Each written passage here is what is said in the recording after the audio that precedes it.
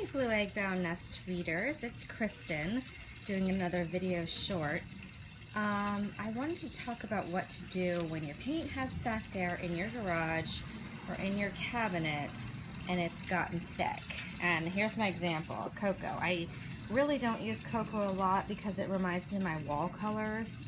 And if I'm going to paint furniture for myself or other people, I want it to be of a different shade and just give it a little more interest. And I think you can see these little pieces have the cocoa on it, and it looks like my walls. It's gorgeous, but I kind of like something a little bit different for pieces. So my cocoa has been sitting there for a really long time, maybe years, and this is the top of the can, kind of gross. And this is interior of the can, and it's still hasn't dried because the lid has been on it, but it is really thick, as you can see.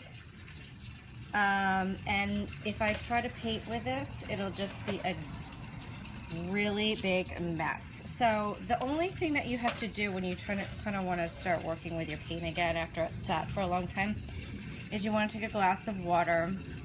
I have some water here in my mason jar, and I'm just going to go a little bit at a time. You don't want to go a lot at a time. It's kind of like when you're making a soup or a roux, if you go, or even baking, if you go all at once, it's really hard to get rid of the clumps.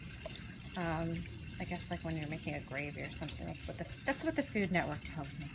So you go a little bit at a time and you mix it. I just have a plastic knife here, and I'm mixing, and it's already getting to a nicer consistency. What you really want is for it just to drip down. There we go. It's really dripping down now. I think it has needs probably a little more water. I'm just going to do another little bit at a time. Stir it. You really want to get underneath at the bottom of the can as well. As I'm stirring here, I'll just tell you that one thing you do need to be careful about is if you're adding water to any type of paint, any type of furniture paint, your color is going to change. This is not going to be the same cocoa that you're going to get from a fresh new can. It's going to be lighter. Why? Because we've added water.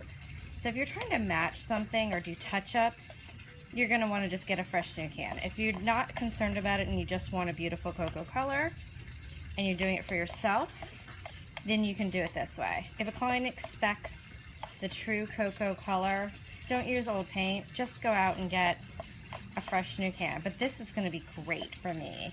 And look, do you see how it drips down? And it's this lovely new consistency. Cake batter is kind of what I want to tell you it is. It's lovely cake batter. So that's just a quick little tutorial on what to do when you kind of want to rehydrate your paint and use it. There's no reason to throw away your old paint if it's really gloppy and sticky. Just add your water and stir like I did here. Remember, go slowly.